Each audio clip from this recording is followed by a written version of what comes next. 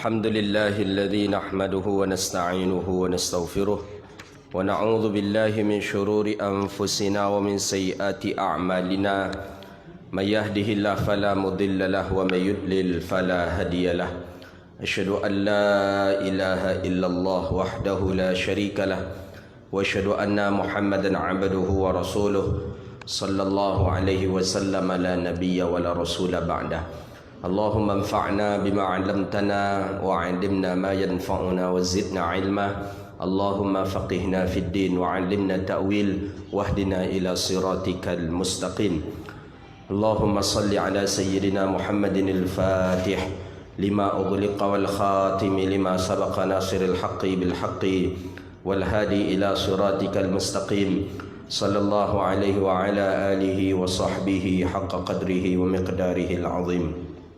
Puja dan puji syukur kepada Allah. Alhamdulillah, di waktu yang mulia ini Allah izinkan kita, Allah takdirkan bisa duduk di majlis yang mulia ini melaksanakan salat fardu maghrib secara berjamaah.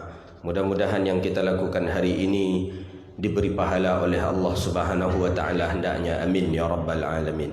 Salawat dan salam kepada Nabi yang agung, Nabi yang mulia, Rasulullah Muhammad sallallahu alaihi wasallam. Allahumma salli wa sallim ala sayyidina Muhammadin wa ala alihi wa sahbihi ajma'in. Bapak Ibu yang dirahmati Allah Subhanahu wa taala, lanjutan daripada kajian kita kitab Ghayatul Bayan Syarah Zubat Ibn Ruslan. Pembahasan berikutnya adalah wala yusalli alaih. Bab janaiz, masih dalam masalah bab tentang mengurusi jenazah. Kemarin ada 4 kewajiban seorang kepada jenazah. Pertama, ia mandikan. Kedua, ia kafani. Ketiga, ia salatkan. Dan keempat, ia kuburkan. Kemarin baru masalah daripada al-ghasli, iaitu orang yang syahid. Kifayatan wa man syahida yuqtalu fi ma'rikil kufari la yughassalu. Orang-orang yang mati ketika perang, walaupun ia mati ketika perang tadi, matinya tak sengaja terbunuh oleh lawan, oleh kawan, atau sengaja dibunuh oleh lawan, maka sama hukumnya, iaitu la yughassal wa la yusalli. Tidak dia dimandikan dan tidak pula dia dikafani. Tidak dikafani, tidak disalatkan. Ada yang mengatakan la yusalli wa la yukaffin, tidak dia disalatkan dan tidak dikafankan. Akan tapi pendapat di sini mengatakan fi ma'rikil kufar la yughassal wa la yusall, bahawa dia tidak dimandikan. Akan tetapi cukup dia langsung dikafani dan langsung dikuburkan. Ada mengatakan tidak dia dimandikan, tidak dia dikafani, tidak disolatkan, langsung saja dikuburkan. Lianna sallallahu alaihi wasallam amara biqatlil Uhud bidufnihim bidima'ihim wa lam yughassilhum wa lam yusalli alaihim bidufnihim wa bidima'ihim wa lam yughassilhum wa la yusalli alaihim. Jadi Nabi pernah memerintahkan ketika sahabat yang terbunuh ketika perang Uhud itu, Nabi perintahkan untuk dengan mereka itu dikuburkan, dikafani dengan darah mereka, maksudnya dengan baju mereka, tidak dimandikan dan tidak disalatkan. Nah, ini orang-orang Uhud, syuhada Uhud. Syuhada Uhud ini orang-orang yang berjuang besar untuk membela baginda Rasulullah sallallahu alaihi wasallam. Ada salah seorang sahabat baginda, bukan sahabat saja, Asadullah, Sayyidina Hamzah, ketika di Uhud, yang ketika itu beliau dikuburkan. Dan setelah itu ada banjir besar, air dari gunung tadi besar, sehingga terkikislah kubur tadi, kubur Sayyidina Hamzah tadi, dan nampaklah daripada betis Sayyidina Hamzah. Dan itu sudah lama beliau dikuburkan, dan nampak betisnya, dan betis itu juga dalam keadaan masih berdarah. Nah, itulah sahabat Nabi. Di dalam dijelaskan sahabat baginda Nabi sallallahu alaihi wasallam dalam ayat wala tahsabanna alladhina qutilu fi sabilillahi amwat bal ahya walakin la tash'urun. Dalam ayat wala tahsabanna alladhina qutilu fi sabilillahi amwat bal ahya yurzakun. Di dalam akhir disebutkan dan akan tapi mereka itu mendapatkan yurzakun, dapat rezeki, mendapatkan keberkahan dari Allah Subhanahu wa taala. Jadi sahabat Nabi itulah bandingnya. Satu orang sahabat Nabi bandingan dengan kita 5.000 orang kita bandingannya. Dan 5.000 ni orang soleh ni. Kalau ada manusia 5.000 orang soleh, tak pernah berbuat maksiat, solat tahajud malam, witirnya dia jaga, puasa Senin Khamis dia jaga, solat 5 waktu berjamaah tepat di waktunya. 5.000 orang sama bandingkan kesolehannya dengan satu orang sahabat Nabi. Itu hebatnya sahabat Nabi. Maka Al-Quran memuji betul sahabat Rasulullah sallallahu alaihi wasallam. Radhiyallahu an wa radu'an. Allah meridai sahabat baginda Nabi sallallahu alaihi wasallam. Maka sahabat Nabi itu orang-orang pilihan. Orang-orang pilihan. Bayangkanlah 5.000. Itulah di Madinah, di Baqi'. Di Baqi' ada 6.000 dikuburkan. Satu orang saja mewakili 5.000 orang. Bagaimana dengan 6.000? Berarti berapa juta orang yang diwakilkan oleh sahabat yang ada di Baqi'. Maka itulah orang banyak meminta kalau bisa mati di Baqi' itulah dikuburkan. Kalau bisa di Baqi' itulah, karena takkan diazab oleh malaikat azab, takkan diazab oleh malaikat mungkar nangkir. Kenapa? Karena ribuan sahabat orang-orang mulia di dalamnya. Dan dalam satu riwayat takkan mungkin malaikat mungkar nangkir masuk ke dalam karena segan dengan orang-orang yang mulia tadi. Begitu katanya. Maka Nabi berdoa begini Nabi, Allahumma ghfir li ahlil Baqi', ya Allah ampunilah dosa-dosa orang-orang ahlil Baqi'. Ahlil Baqi' para sahabat baginda Nabi sallallahu alaihi wasallam. Dan memang orang-orang mulia yang dikuburkan di Baqi' itu dari dulu sampai hari ini. Orang-orang yang pilihan saja yang dapat kubur di Baqi' itu. Para ulama-ulama di Baqi'. Imam Malik di Baqi'. Sahabat-sahabat Nabi ada 6.000 sahabat di Baqi'. Wa fi lafzin wa lam yaghsilu wa lam yusalli alaihim bi fathil lam. Yusalla alaihim. Jadi tidak dimandikan dan tidak pula mereka itu disolatkan. Fa inna kulla jarhin wa kulli ma wa dam yafuhul miska yaumil qiyamah. Karena darahnya tadi itu akan mengeluarkan baunan harum pada hari kiamat. Itu katanya. Walam yusalli alaihim wal hikmah dzalika ibqaul atharus syahadah. Kenapa kok tidak dimandikan? Karena darah tadi menjadi saksi nanti ke hadapan Allah Rabbun Jalla Jalaluh.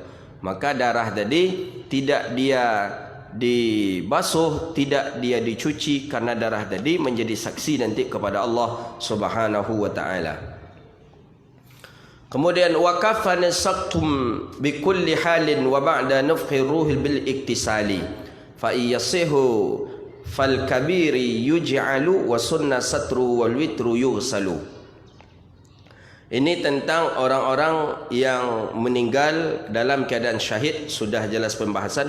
Bagaimana dengan orang-orang yang dia memang tak ada sama sekali yang bisa untuk kita ambil dari jenazahnya. Ini kemarin hancur dia, habis, tak ada lagi. Mungkin yang tinggal pergelangan kaki ni saja lagi. Mata habis, telinga habis, semuanya habis. Seperti orang yang mati bom bunuh diri, semuanya habis. Tinggal yang bagian kerasnya lagi, bagian daripada pergelangan kaki. Jadi bagaimana dengan hukum yang seperti ini? Apakah wajib dia untuk kita mandikan? Apakah wajib dia untuk kita salatkan? Apakah wajib dia untuk kita kuburkan? Kata para ulama, wajib bagi dia itu cuman dengan menguburkan saja. Hatta memandikannya pun tidak, karena tidak berbentuk daripada tubuh jenazah. Jadi yang wajib untuk dimandikan itu adalah janaiz. Janaiz artinya adalah jenazah. Jenazah lengkap, ada kepalanya, ada tangannya, ada kakinya. Tapi kalau satu kaki hilang masih dianggap jenazah, satu tangan hilang masih dianggap jenazah. Tapi kalau sudah habis semuanya, tak ada tinggal lagi, atau pernah yang terjadi seperti yang kita kisahkan kemarin, kecelakaan yang terjadi di lintas Kuantan Singingi ke Pekanbaru, Kuansing Pekanbaru, cuman tinggal pergelangan kaki ini saja yang keras, yang tak hancur oleh mobil, atau telinganya saja dapat satu daun telinga saja. Bagaimana hukum jenazah seperti ini? Maka menurut para ulama, tak wajib kita untuk memandikannya, tak wajib pula untuk mengafaninya, tapi yang wajib cuman menguburkannya. Jadi tak boleh dibawa pulang telinga tadi dah. Dibawa lo pulang, maka digantung pula dekat pintu, kau telinga atuk dulu kau. Ya kan? Jadi jimat pula. Ni telinga atuk dulunya. Atuk ni tak apa dulu ni. Meninggal atuk ni tabrak dulu. Tinggallah telinganya. Telinga ni lah yang bisa kita tengok-tengok sekarang. Tak boleh. Haram pula hukumnya. Wajib pula kita untuk menguburkan daripada telinganya. Tapi yang lain tidak diwajibkan. Begitu dia. Jadi kemudian, jadi itu harus kita fahami dan harus kita ingat juga, tidak semuanya yang harus untuk kita kuburkan, kita mandikan, maksudnya tidak harus semua kita mandikan dan kita salatkan. Wa kafini saqta bi kulli halin, dan dikapan bi taslis sin wa kasra afsah wa waladin nazili qabla tamami ashhur. Jadi bagaimana dengan anak yang lahir yang belum sempurna, dalam arti kata keguguran, belum sampai bulannya lagi, anak ni dah lahir tapi lahir dalam keadaan mati. Bagaimana caranya? Kalau seandainya ada seorang perempuan hamil, perempuan hamil ni baru sekitar 6 bulan anak lahir, tapi anak lahir ini dalam keadaan meninggal dunia. Bagaimana? Tamami ashhurin, kalau belum sempurna bulannya, fi kulli halin min ahwal fa illam yadhhar fihi mabda'ul khalqil adami. Bagaimana dia? Maka kalau seandainya belum sempurna bentuk daripada bentuk janin ini, maka kita disunnahkan saja untuk menguburkannya. Jadi kalau belum sempurna dia, sunnah untuk menguburkannya saja. Tapi kalau seandainya sudah sempurna, dalam arti kata ba'da rufi khafir ruh, jadi kalau sebulan, 2 bulan kan belum ditiupkan ruh itu, itu kita dianjurkan kalau keluar dia cukup dikuburkan saja boleh. Bagaimana kalau sudah ditiupkan ruh, berarti di atas 4 bulan, ya kan? 40 hari, 40 hari, 40 hari, 4 kali 3 1220 hari. Berarti berapa bulan? Yalah 4 bulan. 4 bulan. Berarti kalau sudah lewat atau lebih daripada 4 bulan, ba'da fi khafihi ruh, kalau sudah ditiupkan ruh, bagaimana? Faghtisal ay zuhurul khalqil adami yajibu ma'a takfini ghusl wa dufni wa la yusalli alaih. Wajib dia dikafani, wajib dia dimandikan, wajib dia dikuburkan dan tidak wajib disolatkan. Ini sering terjadi ini. Anak yang meninggal setelah ditiupkan ruh. Anak ni meninggal setelah ditiupkan ruh, berarti setelah di atas 4 bulan. Berarti anak kalau gugur 5 bulan dalam kandungan, gugur anak, wajib 3 perkara. Anak 6 bulan dalam kandungan gugur, wajib 3 perkara. Anak umur 7 bulan, 8 bulan, 9 bulan gugur dia, wajib 3 perkara. Mana yang wajib 3 perkara? Wajib dia dimandikan, wajib dia dikafani, wajib dia dikuburkan dan tidak wajib disolatkan. Ini dia. Orang kita selama ini dikerjakan tak fikih ni. Tahu tak orang kita tentang fikih tentang ini? Kebanyakan orang kita tak pakai dia yang lain-lain aja, tak dimandikan, langsung aja dikafani karena tak berdosa dah kata dia. Apa yang harus dimandikan katanya? Langsung ajalah dikafani, langsung aja dikuburkan kata dia. Pada tinggal daripada dimandikan. Mana mandi wajib. Wajib takfin, wajib dikafani, dimandikan dan dikuburkan. Tidak diwajibkan salat.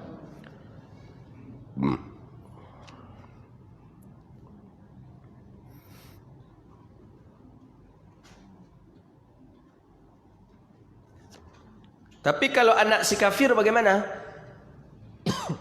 Kalau ayahnya kafir, maknya kafir, gugur janinnya, bagaimana dengan sang anak? Samakah seperti anak muslim atau tidak?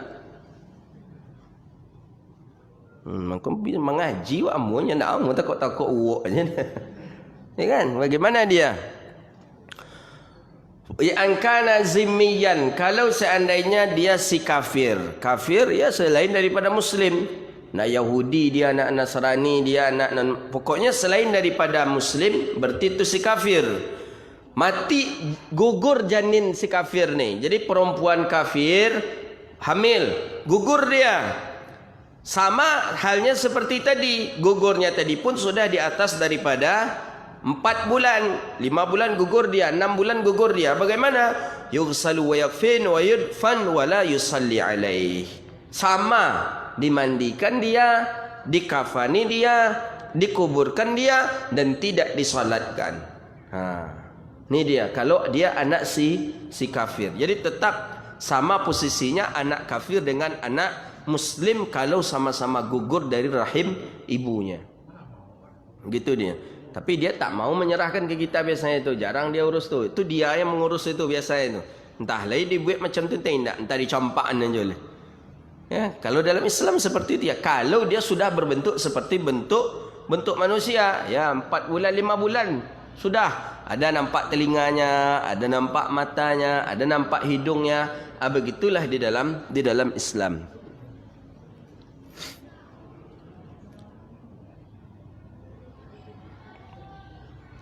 Bagaimana kalau dia lahir dalam keadaan bergerak? Itu kan kalau tak bergerak. Dalam arti kata gugur matinya sudah dalam kandungan ibunya. Meninggalnya itu sudah dalam kandungan ibu. Bergerak mungkin ada dalam kandungan ibu. Cuman di luar tak bergerak lagi. Bagaimana kalau yang ketika dia keluar dia bergerak? Ketika dia keluar kemudian dia bergerak kemudian dia mati. Bagaimana kalau seperti itu? Wa au baqiya fa in tayaqana hayatuhu bi ayyasiha au baqiya. Bagaimana dengan anak yang jikalau seandainya yakin sang anak ni hayatihi, hidup dia, dengan hidup tadi menangis dia sejenak, au zaharat amaratiha, atau bergerak taharrik bergerak dia, maka setelah itu dia meninggal dunia, maka apa yang wajib? Fayajibu ghaslu wa takfinu wa salli alaihi wa dufnih. Maka wajib 4 dia. Wajib dia dimandikan, wajib dia dikafani, wajib dia disolatkan, dan wajib dia dikuburkan. Kalau dia sudah mengeluarkan suara dan ketika itu pula dia bergerak. Itu dia. Jadi kal kabir katanya, maka posisi anak ini samalah seperti posisinya orang dewasa. Tapi tadi kalau dia sudah mengeluarkan suara dan dia bergerak pula dia. Baik, kita lanjutkan. Wasunna sutruhu wal witru yughsalu. Mandi lagi. Jadi ini tentang orang yang meninggal. Jadi ada 3 persoalan kita. Pertama, orang kafir. Kafir dewasa maksudnya. Itu kemarin 4 berarti permasalahan. Pertama, orang kafir yang dewasa. Kafir dewasa wajib kita muslim mengerjakannya 2 saja kemarin. Wajib kita mengafaninya dan menguburkannya. Ini kalau dia si kafir yang besar, maksudnya orang kafir yang dewasa. Mati dia, kita tahu wajib kita mengafaninya dan wajib kita menguburkannya. Tak wajib mandi, tak wajib solat. Itu si kafir. Tapi hari ini sudah mereka kerjakan oleh tetangga dan keluarga mereka. Alhamdulillah lah, tak jadi wak mengajarkannya dah. Tapi kalau tidak ada tetangga mereka, dun sanak mereka mengerjakan, kita wajib mengerjakan fardu kifayah. Yang kedua, bagi orang yang mati syahid, bagi orang yang mati syahid berdarah-darah, memperjuangkan, mensyiarkan agama Allah, maka wajib bagi manusia untuk menguburkan, tidak menyolatkan. Ada mengatakan wajib mengafani, kemudian wajib mengafani dan wajib menyolatkan, menguburkan. Tapi 2 pendapat yang paling sahih, yaitu wajib dengan kita mengafani, kemudian menguburkan, tidak memandikan dan tidak mensolatkan. Yang ketiga, bagi janin yang gugur di dalam perut ibunya. Si janin gugur dalam perut ibunya. Kalau seandainya si janin ini belum sempurna, dalam arti kata belum ditiupkan ruh kepadanya, maka yang wajib apa saja tadi? Wajib memandikan, mengafani, menguburkan. Itu kalau tidak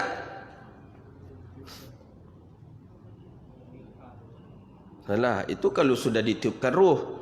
Sebelum ditiupkan ruh,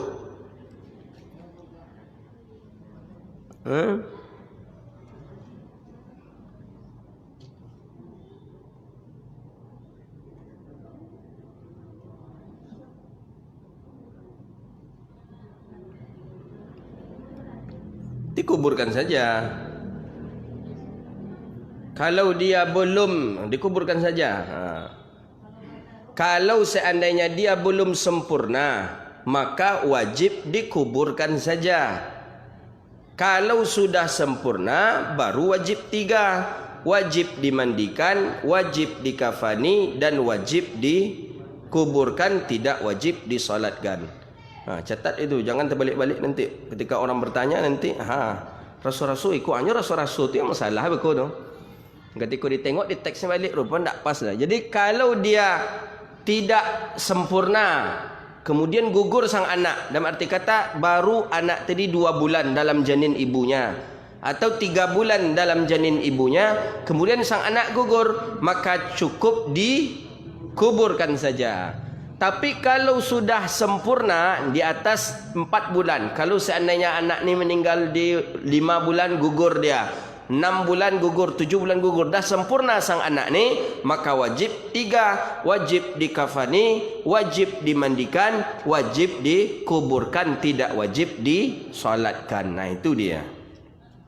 Yang keempat, kalau seandainya janin tadi sudah keluar dari perut ibunya, sudah sempurna bulan, dalam arti kata sudah 9 bulan atau 8 bulan, keluar ia dari perut ibunya, kemudian sang anak taharrak, bergerak, atau sang anak menangis ia, kemudian meninggal dunia, maka wajib bagi kita dengan 4 perkara. Wajib kita memandikan, wajib kita mengafani, wajib kita menyolatkan, dan wajib kita menguburkan.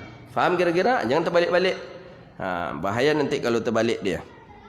Itu dia. Jadi kal kabir katanya di sini disebutkan fa iyasihhu fakal kabiri yuj'alu wa sunna satruhu wal witra yughsalu. Itu kata Imam Sahibuz Zubat. Maka jika seandainya sempurna ciptaannya, kemudian lahir dia mengeluarkan suara atau dia bergerak, maka dianjurkan kita melaksanakan dia seperti orang dewasa. Wajib kita mandikan, wajib kita kafani, wajib kita kuburkan, wajib kita salatkan dan kita kuburkan. Itu dia.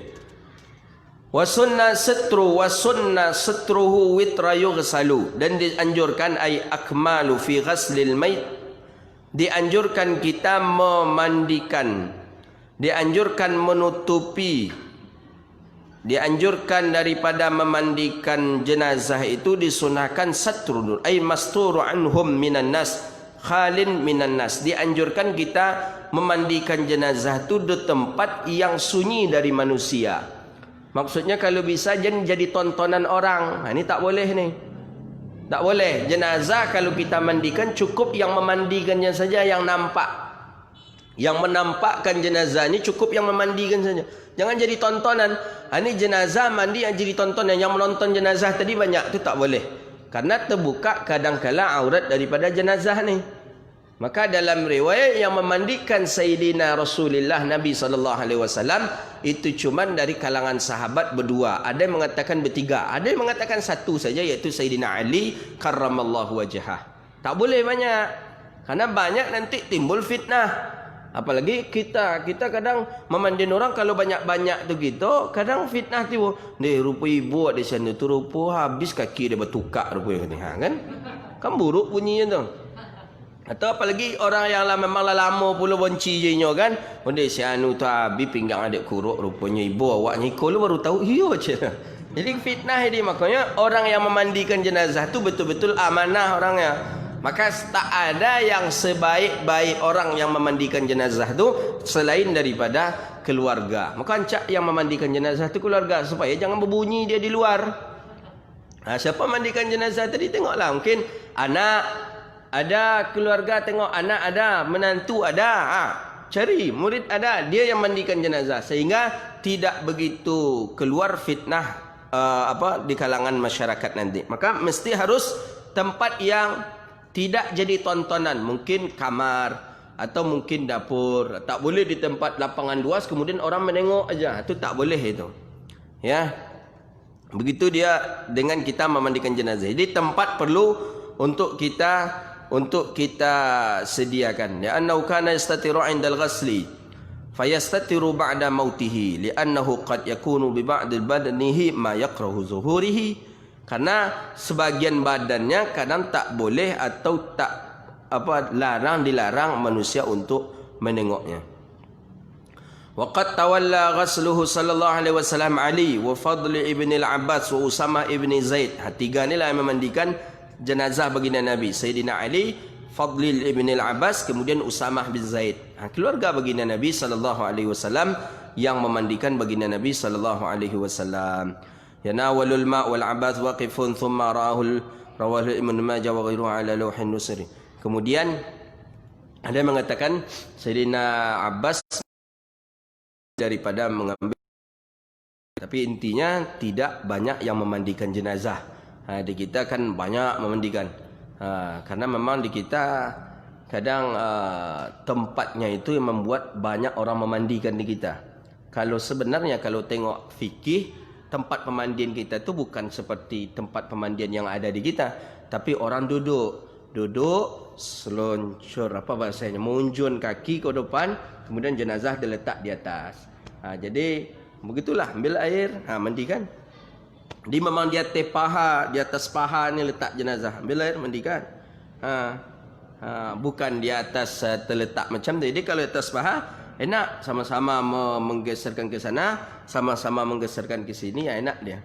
Kita karena tempat tadi bebas dan besar, maka berpeluanglah untuk memandikan banyak-banyak begitu. Tak ada masalahnya, yang intinya adalah menjaga daripada jenazah ini sehingga tidak membuat fitnah kepada jenazah setelah jenazah ini nanti dikuburkan. Jadi sarira ala kafihi wa akhmasuhu ila al-qiblah mawdu' ra'sal a'la wa yughsil fil qamis. Jadi kemudian dianjurkan lagi ketika memandikan, sebelum memandikan tadi, tutup di tempat yang tertutup, tempat yang bagus, tempat yang indah, yang tidak bisa manusia untuk melihat ke dalamnya, manusia tidak bisa begitu banyak menontonnya. Kemudian setelah itu siapkanlah air yang begitu memada, air yang begitu banyak. Air tadi apa? Air pertama air mutlak, air biasa saja kita siapkan. Kemudian yang kedua bisidri, ada air sidir, air sirih. Kalau orang kita bilang air, ada mengatakan sidir ini adalah airnya, ada daun yang dipakai orang untuk ruqyah, itu air apa? Daun apa? Daun bidara. Ada orang mengatakan sidir ini maksudnya adalah bidara. Tapi guru-guru kita banyak mengatakan sidir ini adalah daun sirih. Jadi air dengan daun sirih. Daun sirih itu kan harum tuh. Daun sirih itu harum. Ada yang mengatakan dengan daun sirih. Kemudian satu tempat lagi dengan air kafur. Air kafur ini kalau kami belajar dengan para masyaikh, air kemudian digiling kapur, kemudian dimasukkan kapur tadi ke dalamnya, kapur barus tadi, kemudian dikacau. Jadi 3 air mesti. Air mutlak, air sidir, air sirih, kemudian daripada air bil kafur katanya, air kafur. Jadi itu perlu disiapkan dulu, disiapkan. Kemudian setelah itu wa yusannu, disunahkan juga seseorang untuk meninggikan a'la ra'sal a'lahu, mawadi' ar-ra'sa, daripada tempat kepalanya, agak ditinggikan tempat kepala jenazah tadi. Diumpama ini jenazah, umpama kan tak jenazah kemik, ditinggikan sikit kepala dia. Disunahkan itu ketika memandikannya. Jadi ketika memandikan disunahkan untuk menegakkan kepalanya. Kemudian disunahkan seseorang untuk yutni, ini untuk menekan bagian daripada perutnya. Tekan perut ini, belum dibuka pakaiannya ini, belum dibuka pakaiannya, masih pakaian dalam keadaan terpasang. Tekan perutnya sedikit, wa idkhal yadu fi kammihi aw dhikil fatqi ra'sal takharis wa dakhalah wa illam tajid aw lam ta'ti satun. Jadi ditekan dia bagian daripada perutnya. Kemudian kalau masih bisa dibuka sedikit, buka sedikit bagian daripada pahanya. Kemudian kita istinjakkanlah dia. Begitu dia, istinjakkan dia dulu setelah istinjakan, buang kotoran ya, najis-najisnya, bukalah bajunya. Setelah buka bajunya, itulah baru dianjurkan atau disunahkan kita untuk memandikannya. Begitu dia dalam pandangan cara daripada cara fikih. Bil sidri fil ula wa bil kafuri sulbi wal akadi fil akhiri. Jadi awal mula dicuci dulu, dibersihkan, diistinjakan dia, kemudian dianjurkan melaksanakan yang sunnah-sunnah. Mana dia di atas ini disebutkan tadi dalam matan dengan sidir, air sirih, bil ula fil ula wal kafur fil akhir. Kemudian air kapur ni terakhir nanti. Jadi disiwakkan dia dulu, makanya dianjurkan melebihi lipatan atau gunting kain kafan tadi, digulung, kemudian dijadikan itu siwak dia. Disiwak dulu jenazah tadi, siwak maksudnya dibersihkan giginya, kemudian dibersihkan segala lubang-lubang, telinga, lubang hidung, istinja depan belakang dibersihkan. Setelah itu, nih dianjurkanlah dia untuk kita wudukkan. Jadi itu kan sunnah wuduk semua itu. Buang air kecil, buang air besar kita bersihkan. Kita buang kotoran telinga, buang kotoran di mata, di hidung segala macam. Pakaian sudah dibuka. Setelah itu wudukkanlah dia. Wudukkan dia. Setelah kita wudukkan dia, barulah kita mulai memandikannya. Ada yang mengatakan bahawa memandikan itu dimulai daripada sebelah kanan. Di sebelah kanan jenazah ni dulu dimandikan. Setelah itu baru sebelah kiri. Maksudnya disiramnya dari sini dulu. Sambil memasang niat dari sini, basuh, mulai baca niat. Niat bagi orang yang pertama kali memandikannya, itu yang baca niat. Bukan semuanya tadi. Bukan semuanya yang ikut baca niat. Yang membaca niat itu adalah orang yang pertama kali yang meletakkan atau yang pertama kali membasuh dari kepalanya. Itulah mulai niat. Niatnya sengaja aku memandikan jenazah ini untuk menunaikan fardu kifayah karena Allah. Itu niat memandikan jenazah. Tak kamu asal siram-siram aja lah. Nak lu bisa awak tanya kayaknya apa ni aku mandi wajib. Aku jawab nak lu bisa lah. Jadi kita yang memandikan itu yang memasangkan niat kepada jenazah ini. Bagaimana kalau jenazah ini daripada orang yang telah melakukan junub, seperti umpama dia malam hari jima', malam hari dia wata', malam hari dia hubungan suami isteri. Kemudian belum mandi junub, belum habis lagi waktu subuh, dia tak sempat mandi. Bagaimana dengan kondisi si jenazah tadi? Apakah dia dua kali kita mandikan? Mandi junub dulu, setelah itu baru mandi jenazah, atau cukup dengan mandi jenazah saja? Maka menurut pendapat yang muktabar bahawa mandi jenazah sekali itu memada dengan mandi junub. Jadi junub tadi tak ada, cukup dengan mandi jenazah saja. Sama halnya dengan mandi Jumat. Dalam hadis tu, orang yang dia mandi wajib ketika Jumat. Itu apa maksud hadis tadi? Di malam hari atau di subuh hari dia hubungan suami isteri. Sebelum ke masjid untuk pergi solat Jumat, dia mandi. Maka mandi junubnya itu adalah mandi Jumat. Itu besar pahalanya. Begitu. Daripada cik mandi Jumatnya aja yang tak pakai mandi junub nah. Tapi dengan junub tadi ada di sana Jumatnya, maka itu besar pahalanya. Jadi sama halnya dengan mandi jenazah tadi. Dengan junubnya jenazah di malam hari, tidak mesti dia harus mandi junub dulu, tapi boleh langsung dengan mandi jenazah. Mandikanlah dulu. Setelah dimandikan dengan air mutlak, setelah istinja tadi mandikan dengan air mutlak. Air mutlak ni air biasa saja. Kemudian barulah dengan air sidir. Air sidir, air sirih, daun sirih, baru dimandikan dengan daun sirih. Kita hari ini jarang pakai daun sirih. Orang kita langsung sabun saja kebanyakan. Sabun kebanyakan, diambil sabun, dipakaikan sabun, disabun. Cuman ada juga bagusnya orang-orang kita tidak memakai sabun batang, tapi ia pakai sabun cair. Jadi ada ember, satu ember tadi dia masukkan sabun cair ke dalamnya. Dia kacau itu saja dia mandikan. Nah, maksud dari air sidir itu seperti itu, bukan disabuni. Nah, bagusnya memang seperti itu. sabun cair tadi, masukkan ke dalam baskom, ke dalam apa isi air, itulah yang disiramkan. Itu maksud daripada air sidir. Kalau memang sidirnya tak ada, makanya kita pakailah daripada air sabun tadi. Kemudian setelah itu kita cuci kembali dengan air mutlak, bima'il mutlak, air yang suci yang bersih tadi lagi, untuk membuang daripada